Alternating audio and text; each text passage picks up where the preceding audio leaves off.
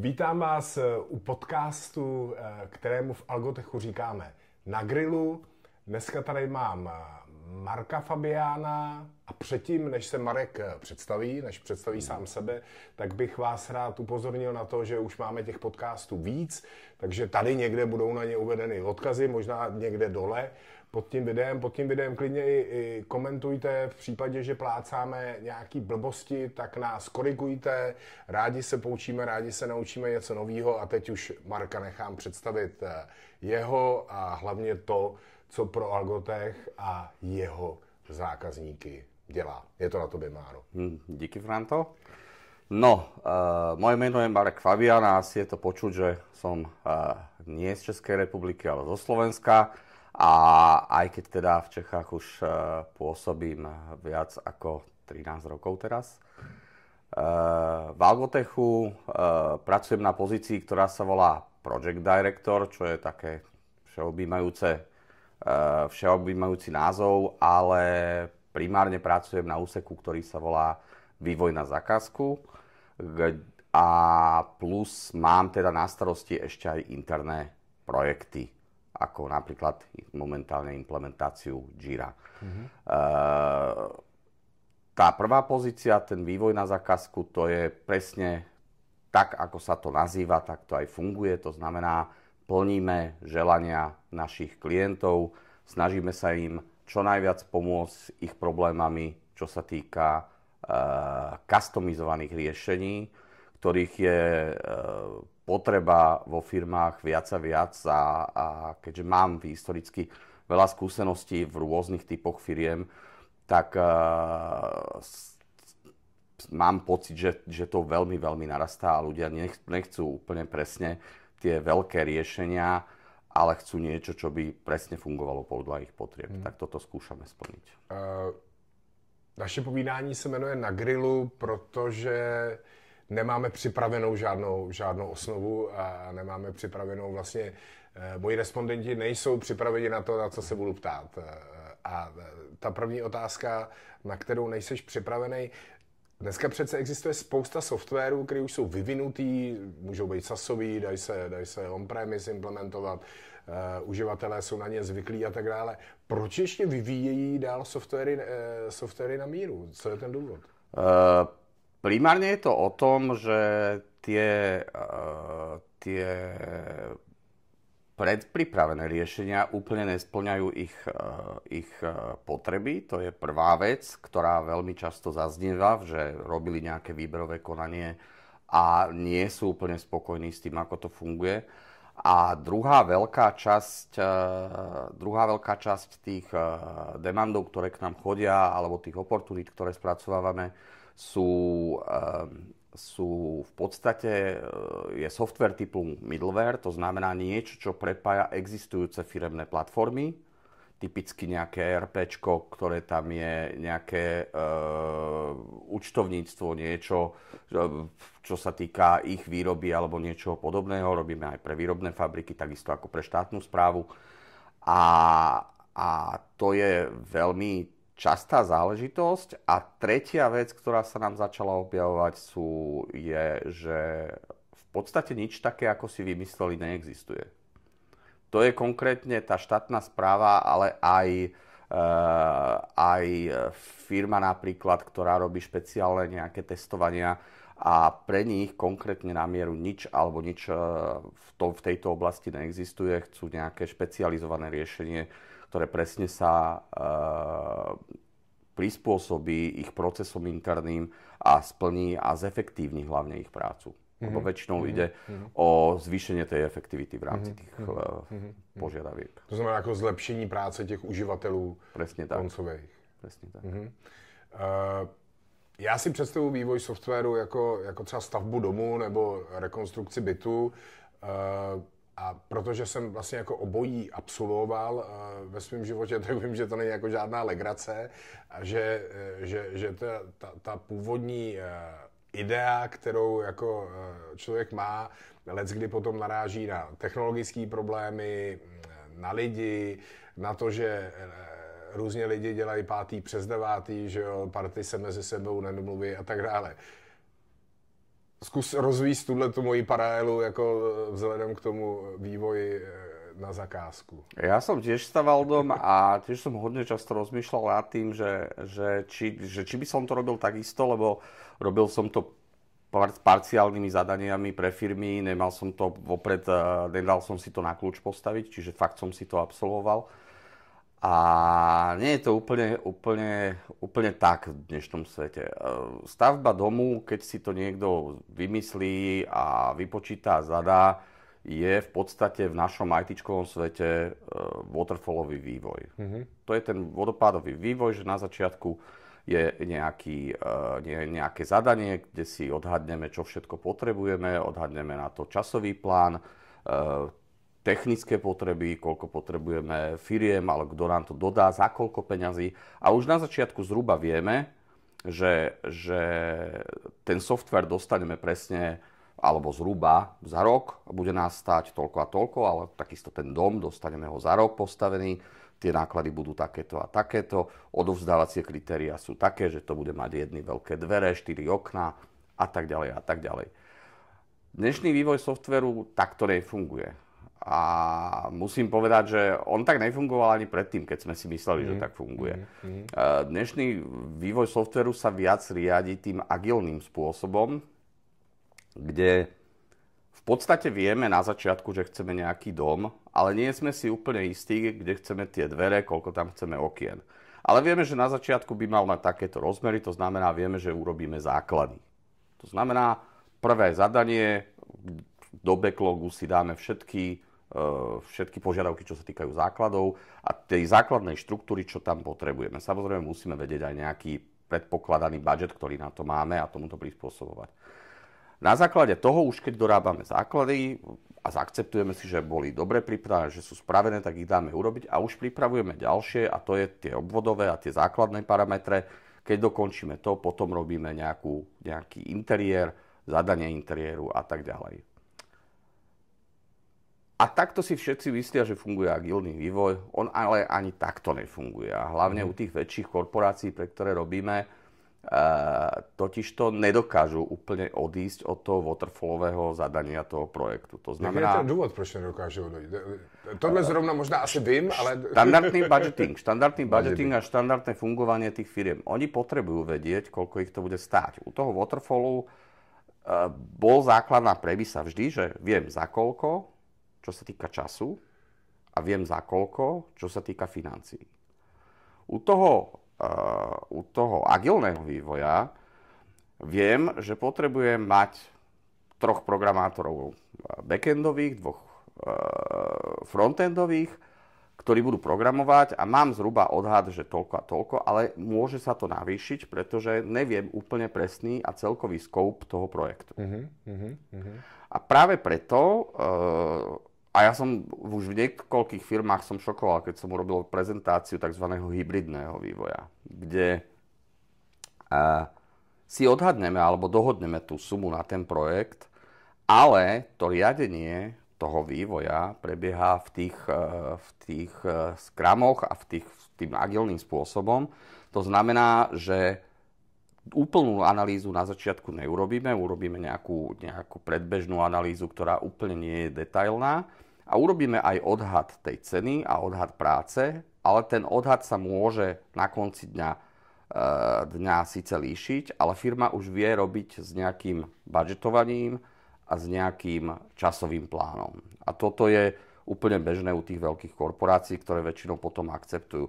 Dokonca máme teraz prípad projekt, ktorý rozbiehame a teraz pripravujeme už technologickú infraštruktúru na začiatok vývoja, tak tam na začiatku toho zdárneho konca, že nám zadali ten vývoj tej platformy, bolo, že sme im odprezentovali, že sa to dá robiť aj takto. A toho sa chytili, urobili sme potom veľkú prezentáciu toho, ako riadíme, ako bežíme agilne, ale ako vieme na začiatku to zadanie urobiť, pripraviť platformu. A toto bol jeden z tých momentov, kedy povedali, ale takto sme my nad tým nerozmýšľali. Takže toto je v podstate to porovnanie s tou stavbou domu, ktorú ktorú si spomínal. Ty jsi mi vlastně jednu z mých otázek, kterou jsem měl v hlavě připravenou na tu metodiku toho vývoje, teďko odpověděl bez toho, aniž bych otázku položil, takže jsi mi trošku jako vytrhnul ten koncept, ale to je dobře, protože já bych možná vlastně už ke konci toho našeho povídání se zeptal, pro koho my vlastně typicky děláme? Kdo je ten náš typický zákazník, kterýmu můžeme pomoct s tím, že vyvineme jeho systém tak, aby opravdu jako odpovídal požadavkům těch jeho uživatelů, toho, co potřebuje, od toho, co s ním dělá, ať už je to cokoliv. Ale kdo je typicky ten zákazník? No, ešte nedávno by som povedal, že typicky je to nejaká korporácia. U nás veľa robíme pre automotív napríklad, ale aj pre bankovníctvo, a ktorá má jasné tie procesy IT-čkové, ale ku podivu ono to nie je úplne tak. Veľmi veľa toho, v čom pokračujeme, sú aj firmy, ja im hovorím, že no IT. To sú firmy, ktoré dokonca sem tam ani nemajú IT department. A obrovská výhoda Algotechu je okrem toho, že vieme obslúžiť tie korporácie, máme na to zdroje, máme na to veľmi skilled ľudí a dokonca nadnárodne máme tie zdroje rôzne, nie len v Českej republike, aj keď ten core team je z Českej republiky. Ale okrem tých korporácií my vieme práve tie no IT firmy obslúžiť tým, aký sme komplexní. To je to, čo ja obdivujem a prečo je pre mňa ten Algotech niečo, čo sa mi veľmi páči, jak to funguje, lebo úplne typický firma, ktorá povie, no ale my sme si doteraz, účtovníctvo nám robí táto firma, aj beží to na ich serveroch, CRM-ko nám beží u tejto firmy. Máme to veľmi zle prepojené, nefunguje nám to, lebo to robí druhá firma, toto robí tretia firma. Bezpečnosť, keď sa opýtam, tak väčšinou to nerobí vôbec nikto a len čakajú, kedy sa im niečo stane. No a naša výhoda je, že vieme, a fakt naša typická ponuka momentálne aj pre malé firmy, aj pre tie veľké firmy, väčšinou neobsahuje len vývoj softvéru na zákazku. Aj keď to je to gro. Ale my potrebujeme ten softvér niekde hostovať. To znamená mať ho Máme krásne, šikovné datové centrum a veľmi, veľmi dobrých ľudí v ňom. Potrebujeme bezpečnosť. Tu vieme tiež zabezpečiť. Potrebujeme tie šťastné, nešťastné európske predpisy plniť. GDPR, NIS 2. Máme. Vieme. ISO 27 000 teďko nově na celou firmu. Úplne presne tým smerom, lebo dokonca u tých štátnych inštitúcií sa aj predpokladá, že máme tieto certifikácie a my ich máme. My sme v podstate, nie sme komplexní, alebo my sme komplexní pre vývoj na zákazku pre ktorýkoľvek typ firmy. Takže späť k tej otázke, áno, robíme. Najväčší projekt robíme pre korporáciu, ale teraz spúšťame projekty, ktoré sú pre menšie, tie no IT firmy, alebo dokonca aj pre korporáciu, ktorá podíva, alebo výrobnú firmu, ktorá je tiež no IT a potrebuje urobiť nejaký ten middleware a prepojiť nejaké ďalšie riešenia z toho nášho portfólia. Takže toto je. Marka, je těžký grilovat, protože ono vždycky odpovídá v té své odpovědi na otázku, kterou já mám připravenou jako další. Nicméně, když si tady mluvil o tom, že jsme vlastně, a zase já se vrátím k té paréle toho domu, že my jsme ty stavitelé toho domu, jsme i architekti zároveň toho domu. Není to v konfliktu, nebo jak tohle to vnímáš? Nie je to v konflikte a mňa strašne potešil feedback od firmy, kde sme zákazku nevyhrali. Spracovávali sme nábytku pre firmu, ktorá je pomerne dosť veľká a je medzinárodná, je to nejaká korporácia, ktorá chcela vyrobiť systém na mieru, nejaký middleware, čiastočne aj CRM-ko, čo nakoniec nás možno stálo, pretože našli hotové riešenie. To je to, čo hovorím, že keď existuje tá hotovka, tak to je lepší. Ťažko proti tomu bojovať. Ale na druhej strane sme postúpili do druhého kola a feedback od pána konateľa, ktorý nám prišiel, napriek tomu, hovorím, radšej by som bol, keby sme to vyhrali, ale bohužiaľ, že kvalita tej navrhnutej architektúry, tam sme dokonca pripravili aj nejaký proof of concept, aby videli, ako to môže celé vyzerať, bola, aj keď to zoberú to hotové riešenie, bola najlepšia zo všetkých. Pretože úprimne, a tie slova si dokonca asi požičam od teba, my nie sme asi zameraní až tak úplne na to lacné delivery. My sme zameraní na kvalitu. Áno. To znamená, tá architektúra, to, čo sme aj... A mám niekoľko ďalších prípadov, ktoré ale asi skončia, teraz niekde sme už vo finalizácii šťastným koncom, kde znovu mám ten feedback, že tá kvalita tej nábytky, lebo interne vždy robíme, kreslíme si architektúru, rozmýšľame nad novými technológiami, čo tam vieme dať. Máme ale pokryté samozrejme zároveň veci, že poznáme to prostredie, poznáme tie túly, poznáme dokonca aj ten štátny sektor, ako fungujú jednotlivé ministerstva, kde majú IT-čkové veci, ako sa tam pripojiť, ako pracovať s datovou schránkou a tak podobne. A následne to riešenie navrhneme, pripravíme. To znamená, tá architektúra je, si myslím, jeden z našich silných skillov, ktoré máme interne. A za to musím tých ľudí v našom týme veľmi pochváliť, že sme zameraní na kvalitu a vieme tú architektúru pripraviť tak, aby potom tá stavba toho domu bola aj pre toho zákazníka jednoduchšia, aby vedel, čo na konci dňa dostane.